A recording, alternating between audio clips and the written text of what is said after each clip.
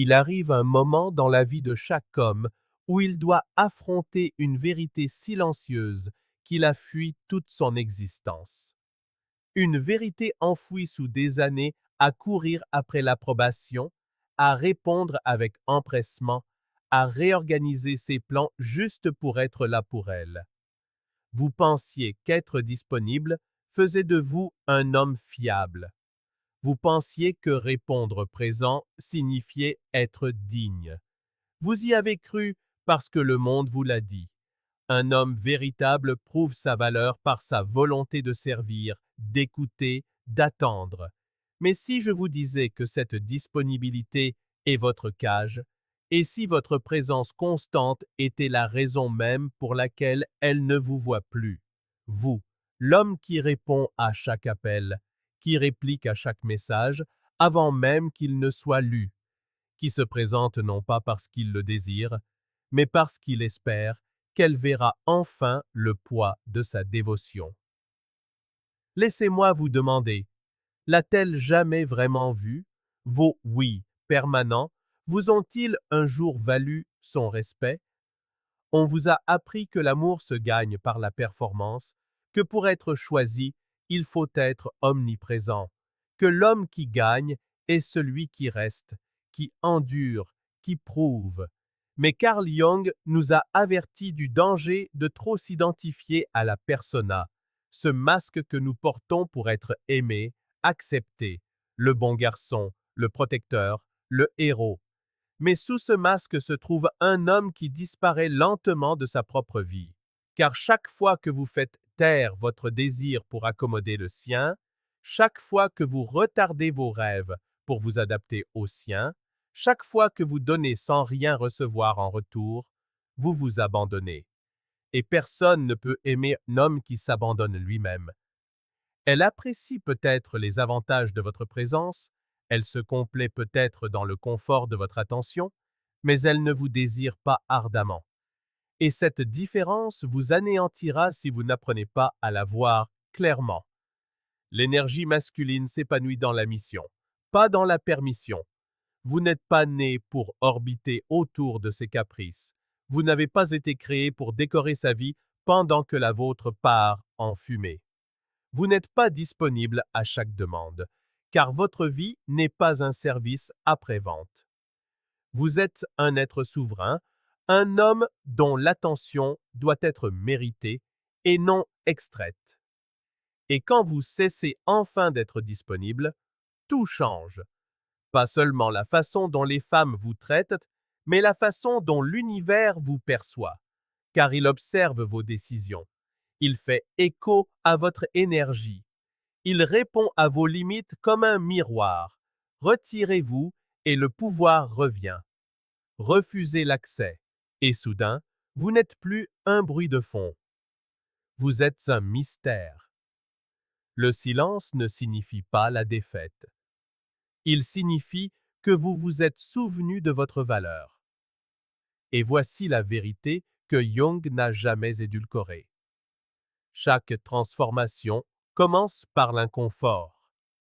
Vous ressentirez de la culpabilité. Vous ressentirez de la peur. Mais ce n'est pas parce que vous avez tort. C'est parce que vous quittez enfin le rôle qu'ils ont construit pour vous. La question n'est donc plus « restera-t-elle si je ne suis plus disponible ?» La question est « pourquoi avez-vous passé votre vie à mendier le regard de quelqu'un qui ne vous remarquait que lorsque c'était pratique ?» Car une fois que vous cessez de vous présenter pour ce monde qui n'applaudit que lorsque vous jouez un rôle, le vrai travail commence. Quand un homme retire sa disponibilité, quelque chose de primitif s'agite dans le monde qui l'entoure. C'est comme si l'air devenait plus dense, le silence plus assourdissant. Et soudain, ceux qui vous ignoraient commencent à vous remarquer. Mais ne vous y trompez pas. Ils ne vous remarquent pas parce que vous leur manquez. Ils remarquent que l'accès, le contrôle, le confort de savoir que vous répondriez toujours, que vous répareriez tout, que vous vous soucieriez toujours, leur manque. Vous étiez leur infrastructure émotionnelle, leurs plans de secours, leurs preuves silencieuses qu'ils étaient désirables parce que vous étiez toujours là, jusqu'à ce que vous ne le soyez plus. C'est là que tout se dénoue. Elle commence à envoyer plus de messages. Elle demande si quelque chose ne va pas. Elle commence à sentir un changement, non pas parce qu'elle vous aime, mais parce que le déséquilibre sur lequel elle comptait a disparu. Et cet inconfort, c'est son travail, pas le vôtre. Votre travail est différent maintenant. Votre travail consiste à vous asseoir avec la culpabilité qui monte comme une fumée après des années de complaisance. À résister à l'envie d'expliquer votre silence. À laisser l'inconfort d'être mal compris être le prix de la reconquête de votre âme. Car lorsque vous cessez d'être disponible, vous ne refusez pas seulement les autres. Vous revenez à vous-même. Jung appelait cela l'individuation, le processus pour devenir un être complet. Et cela ne peut se produire si votre énergie est dispersée dans 10 conversations, 6 situations ambiguës et un flux constant de messages que vous n'avez jamais voulu. Homme, écoutez-moi bien. Votre disponibilité a été utilisée comme une arme contre vous. On vous a appris que votre amour devait être prouvé par l'épuisement. Qu'être perçu comme un homme bon signifie se sacrifier sans remerciement.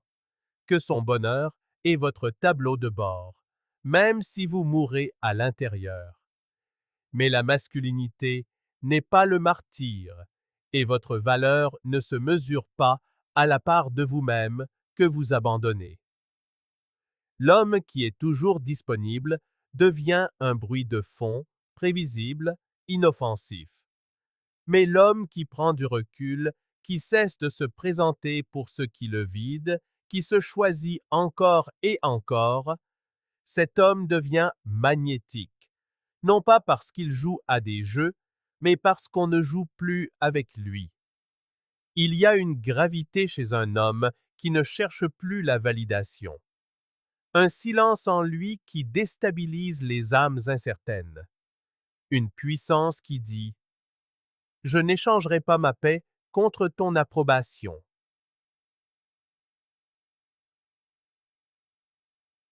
Et oui, certains partiront. Certains se moqueront. Certains vous traiteront d'égoïste. Mais regardez bien qui dit cela. Ce ne sont jamais ceux qui se souciaient vraiment de vous. Ce sont ceux qui profitaient de votre déséquilibre, ceux qui se nourrissaient de votre disponibilité comme un parasite caché, masqué par l'intimité, mais enraciné dans le contrôle. Et au moment où vous vous éloignez, la vérité fait surface. Elle ne vous a jamais voulu, vous. Elle voulait votre attention, votre dévotion, votre labeur émotionnel, jusqu'à ce que cela devienne gênant. Mais l'homme qui devient indisponible devient imprévisible. Et l'imprévisibilité est la mort de la manipulation. Elle ne vous dira pas qu'elle vous teste, mais c'est ce qu'elle fait. Chaque réponse tardive, chaque soupir passif, agressif, chaque demande déguisée en tu devrais simplement le savoir. Ce n'est pas un hasard. C'est un calibrage, un test de vos limites, une sonde pour voir à quelle vitesse vous allez plier. Et la plupart du temps, vous pliez. Parce qu'à un moment donné, on vous a appris qu'un homme bon est un homme qui anticipe chaque besoin émotionnel, absorbe chaque éclat de voix et répare ce qu'il n'a pas cassé. Et c'est ainsi que votre énergie a commencé à fuir, doucement, lentement, non pas par de grandes trahisons, mais par de subtiles permissions. Vous avez autorisé les retards. Vous avez excusé le manque de respect. Vous avez ri des doubles standards. Vous avez offert plus quand on vous rendait moins. Et chaque fois que vous n'avez rien dit, vous lui avez appris une chose. Il sera toujours disponible, même quand je ne le suis pas. Carl Jung nous a prévenus. Jusqu'à ce que vous rendiez l'inconscient conscient, il dirigera votre vie et vous appellerez cela le destin. Vous pensiez qu'elle était juste difficile. Vous pensiez que les relations étaient censées être épuisantes. Vous preniez votre frustration pour de l'amour.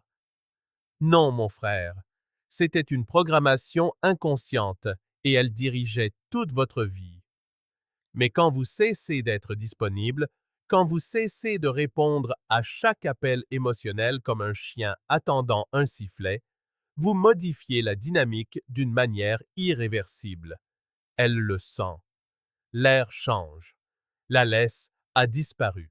Au début, elle pourrait paraître confuse, puis en colère, puis séductrice. Elle essaiera de vous ramener avec la culpabilité, le charme ou le chaos, car elle a besoin de savoir qu'elle a toujours accès, non pas à vous, l'homme, mais au rôle que vous jouiez. Vous étiez le validateur, le pacificateur, la présence prévisible. Mais maintenant, vous êtes un miroir. Et un vrai miroir ne flatte pas, il révèle. Il lui montre ce qu'elle a évité en elle-même, son insécurité, sa manipulation, sa dépendance à votre propre abandon. Et laissez-moi vous dire que tout le monde ne survit pas à une telle vision. Certaines femmes partiront car elles ne peuvent tolérer un homme qu'elles ne contrôlent pas. D'autres paniqueront, puis se soumettront non par faiblesse, mais par prise de conscience. Elles s'aligneront sur votre nouvelle norme ou disparaîtront en essayant. Mais vous devez tenir votre ligne. Car au moment où vous cédez par souci de confort, vous faites s'effondrer la nouvelle version de vous-même. Et il commence à peine à s'éveiller. Ce nouvel homme, celui qui n'est pas disponible, n'est pas froid. Il est conscient. Il donne quand c'est mérité. Il écoute quand c'est significatif. Il offre sa présence non par obligation, mais par choix. Et c'est ce qui le rend rare. Parlons de la vraie raison pour laquelle la plupart des hommes ont du mal à se détacher, même quand ils savent qu'ils sont vidés.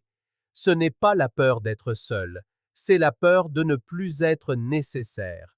Vous avez été conditionné à croire que votre valeur se prouve par votre utilité, que si elle n'a pas besoin de vous, elle ne vous gardera pas, que l'amour est une transaction et que votre rôle est de vous présenter, de donner, de performer.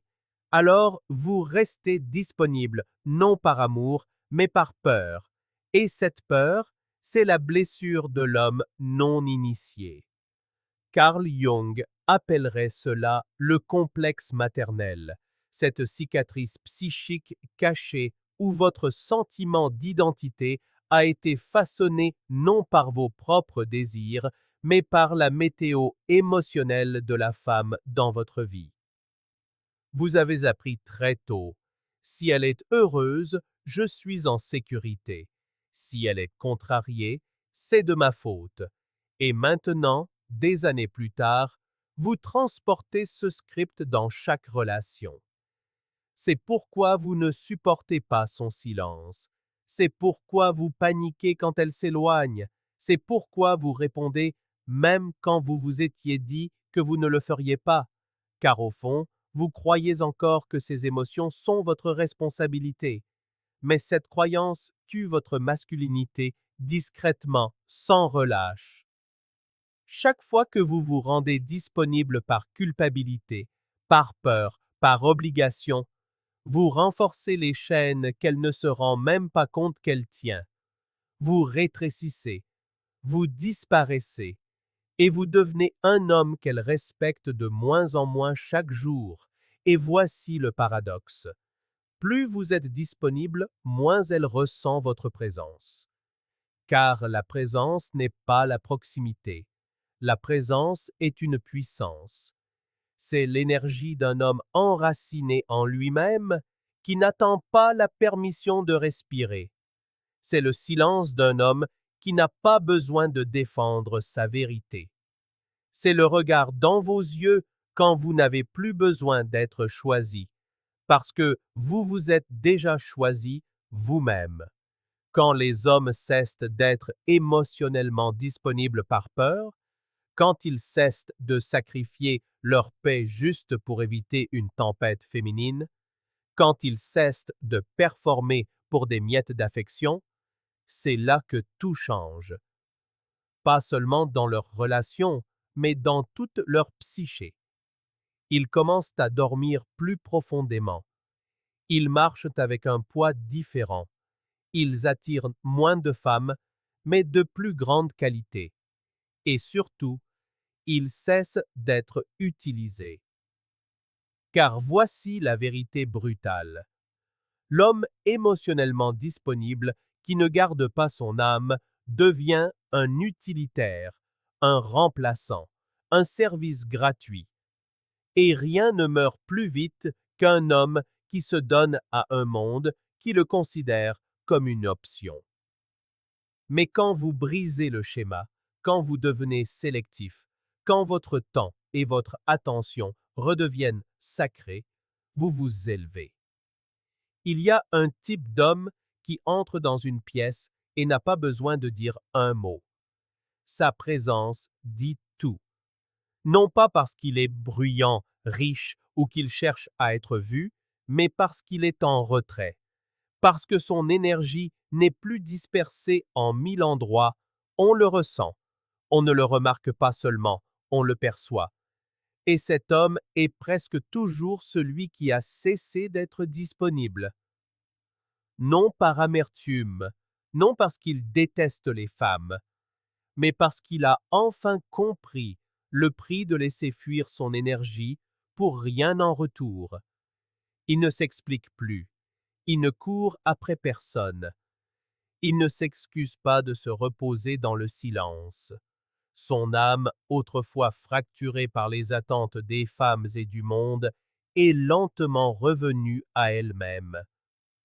Et dans ce retour, il est devenu quelque chose de rare. Jung enseignait que l'individuation exige une descente dans la solitude, une séparation du bruit, des masques, de la recherche d'approbation. Vous devez marcher seul, non pas parce que personne ne vous aime, mais parce que vous comprenez enfin que personne d'autre ne peut vous compléter. Et quand vous atteignez cet état, vous commencez à manier le silence comme une arme. Car le silence fait ce que les mots ne pourront jamais faire. Il oblige les gens à se faire face à eux-mêmes. Et la plupart des femmes ne le supportent pas. Votre absence déclenche leur propre vide. Votre immobilité perturbe leur besoin de contrôle. Vos messages non lus deviennent plus bruyants que des romans, car votre silence n'est pas passif, il est sélectif. Et dans un monde accro à l'attention, la sélectivité est une déclaration de guerre.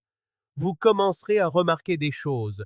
Les femmes qui vous trouvaient parfait vous trouvent de maintenant arrogant. Celles qui louaient votre sensibilité vous trouvent maintenant froid. Celles qui disaient « sois juste honnête » vous accusent maintenant de vous renfermer. Pourquoi? Parce que vous avez cessé de jouer le bouffon émotionnel. Vous avez cessé de réagir. Vous avez cessé de lui donner le drame qui validait son pouvoir. Maintenant, elle se retrouve seule avec elle-même. Et s'il n'y a pas de soi au départ, elle s'effondrera. Non pas parce que vous êtes cruel, mais parce qu'elle n'a jamais appris à faire face au miroir. Et ça, mon frère, ce n'est pas votre problème. Votre responsabilité n'est pas de maintenir les autres dans le confort du mensonge. Votre responsabilité est de devenir un être complet avec ou sans applaudissements. Et voici le cadeau. Quand vous cessez enfin d'être disponible, vous devenez disponible à autre chose, à un but, à la discipline, à la paix, à la femme qui voit votre âme, pas votre servitude. Mais ce genre de femme n'apparaît pas tant que vous n'arrêtez pas de vous contenter de celles qui ont juste besoin d'un endroit pour déverser leur chaos. Quand vous cessez d'être disponible pour les femmes, la première chose que vous remarquez est le calme. Un calme profond, troublant, comme après une tempête. Pour la première fois depuis des années, votre téléphone est silencieux. Pas de textos salut qui ne veulent rien dire. Pas de demande de dernière minute. Pas de message de contrôle passif-agressif. On dirait une perte, mais ce n'en est pas une. C'est de l'espace. Et l'espace est terrifiant pour un homme qui l'a toujours rempli de services, car sans les émotions d'une autre à gérer, sans ses besoins à anticiper, sans sa validation à poursuivre, il vous reste quelque chose de bien plus confrontant, vous-même. C'est là que la plupart des hommes craquent. Ils se précipitent pour redevenir disponibles. Ils rouvrent la porte. Ils poursuivent le chaos qu'ils détestaient autrefois, parce qu'au moins, il leur donnait le sentiment d'être désirés. Mais ce qu'ils ne réalisent pas, c'est que ce chaos n'a jamais été de l'amour. C'était une occupation, une distraction du vide qu'ils n'ont jamais osé affronter. Mais vous n'allez pas y retourner. Parce que maintenant vous savez que ce vide n'est pas une malédiction, c'est une porte vers la clarté, la concentration, le pouvoir. C'est ici que la véritable renaissance commence. Vous commencez à vous lever plus tôt, non pour impressionner, mais pour construire. Vous commencez à soulever plus lourd, non pour attirer, mais pour discipliner votre esprit. Vous arrêtez de faire défiler, d'expliquer, d'attendre, et tout ce que vous poursuiviez commence à vous poursuivre. Les femmes qui vous ignoraient autrefois commencent à orbiter autour de vous. Elles ne peuvent pas le décrire, mais elles le sentent. Votre détachement, votre gravité, votre liberté. Et la liberté est enivrante, parce que la plupart des hommes sont piégés. Piégés dans des cycles de preuves, de poursuites, de dons excessifs. Mais l'homme qui n'a rien à prouver est intouchable, non pas parce qu'il a tout, mais parce qu'il n'a pas besoin de tout. Carl Jung a écrit « Le privilège d'une vie est de devenir qui vous êtes vraiment. Mais qui vous êtes vraiment ne peut être trouvé dans ses yeux, ne peut être invoqué par son contact, ne peut être soutenu par ses louanges.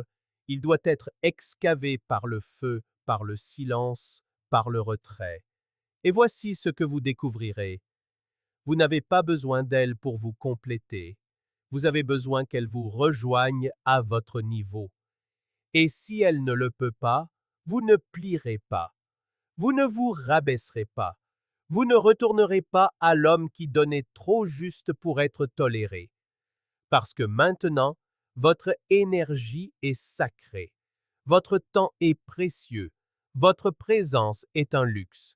Et la plupart ne pourront plus se l'offrir. Il y a une étrange solitude qui vient avec la liberté. Non pas la solitude de l'abandon, mais celle de l'élévation. Vous regardez autour de vous et la foule est plus clairsemée, les invitations plus discrètes, les sourires moins fréquents. Mais ce qui reste est réel.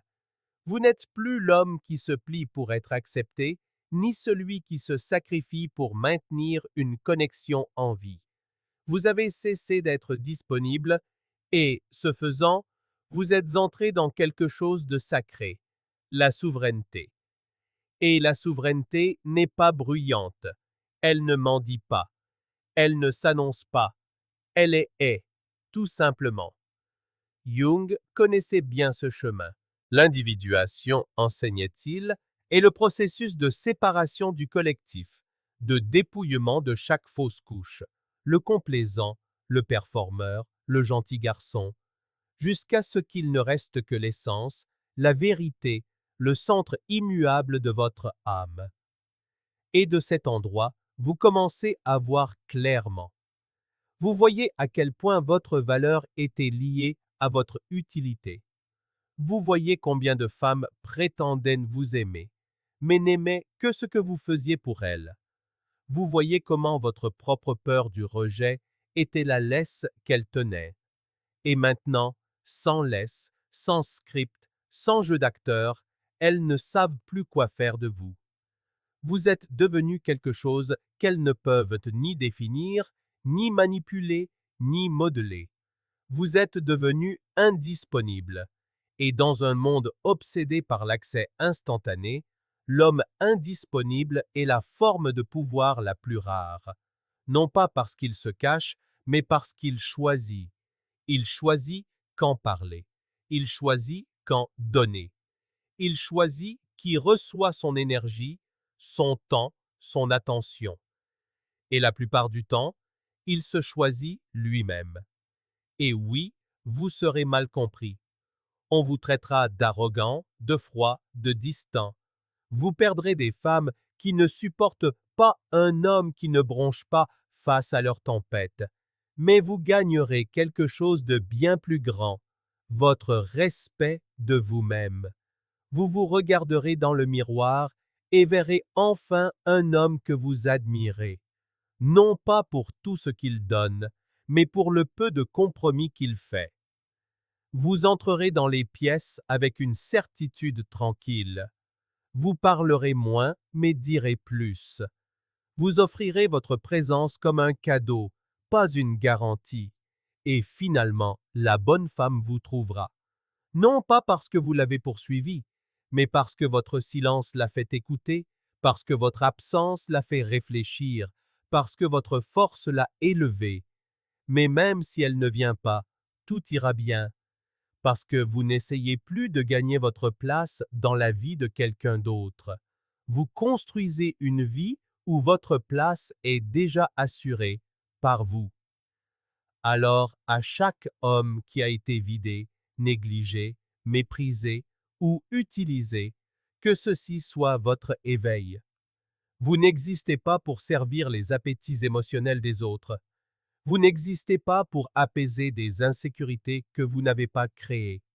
Vous n'existez pas pour être disponible juste pour ne pas être seul.